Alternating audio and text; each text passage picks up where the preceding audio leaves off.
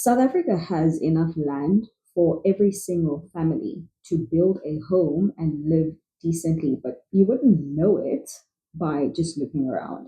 The country is filled with empty fields, fenced off farms, and stretches of soil sitting idle, while millions of people live in crowded flats, paying rent for spaces smaller than the hope they once had.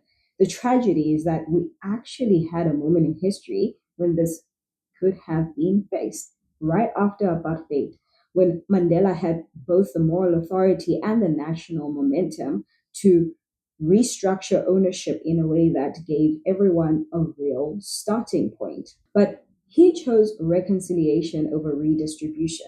He chose peace over power. And while that decision may have kept the country from imploding, it also cemented an economic hierarchy that still defines daily life today. People were given the right to vote, but not the ground to stand on. And that's the sort of imbalance that grows heavier with time.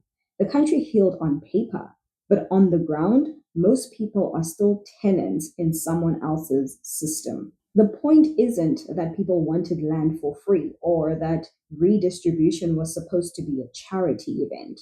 It's that ownership gives people the ability to plan, to live without the constant anxiety of rent and eviction hanging over them.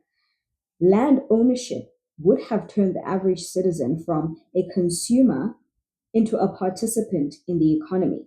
If people had been given access to land in a structured and supported way, not like a chaotic takeover, but an organized handover, families could have built permanent homes instead of temporary shelters.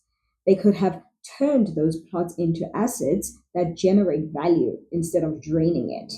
Right now, South Africa's housing crisis is not about shortage, it's about control. The majority of citizens are stuck in a loop where every paycheck disappears into rent, leaving no room for investment, no path toward generational wealth, and no chance to break free from the treadmill of survival. Ownership would have given people leverage, and leverage is what drives stability. If more people had land, the entire economy would look different today. Imagine how much economic activity would flow if millions of people were building their own homes, were hiring local builders and plumbers and carpenters and electricians. That kind of grassroots development naturally circulates money back into the country's own hands instead of concentrating it at the top. Local material suppliers would grow, construction companies would multiply, and even small towns would start to revive through simple, everyday economic movement. Add to that the potential of small scale farming, where people are growing food for themselves and their communities, and suddenly you've got rural areas becoming productive instead of neglected. South Africa imports billions worth of food every year, and yet we have enough arable land to feed the nation several times over. The lack of ownership is what keeps people dependent, while dependency keeps the economy fragile. If citizens could rely on their own production and housing, GDP growth wouldn't have to depend on constant foreign investment or government spending. It would grow naturally through internal participation. The social impact of that kind of ownership would have been massive. Land gives people identity and belonging, not just financial relief. The current layout of the country still reflects apartheid lines.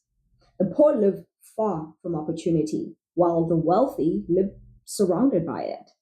The spatial inequality is that quiet foundation of resentment and helplessness. When people don't own the space they live in, they can't shape it, they can't invest in it, and they certainly can't feel like they belong in it. The sense of instability that hangs over South Africa isn't just about unemployment or crime. It is about people feeling rootless in the land that they were born in. If Mandela's government had fought harder to rewrite ownership at its base, we might have seen genuine reconciliation instead of symbolic peace. People would have had something real to show for their freedom. Instead, what we got was a transfer of political power without the transfer of economic substance. And that imbalance continues to echo through every generation since 1994. South Africa's land is still its most underused form of wealth. The failure to redistribute it effectively has created a nation of workers without assets, tenants without security, and dreamers without ground to build on. Political freedom without ownership is hollow. It's like being told you're free while the shackles still have a hold on you. If land had been distributed with long term vision, not like political hesitation, South Africa would have likely had a stronger middle class, a more self sustaining economy, and citizens less dependent on state promises. Instead, we've ended up with endless rent, endless debt, and endless talk about transformation that never seems to arrive. The potential was there for every family to live on their own piece of land, to take part in building not just homes, but build an economy rooted in real participation. The land has always been here, waiting, underutilized, and misunderstood. But without the courage to claim it for the people, the promise of 1994 remains incomplete.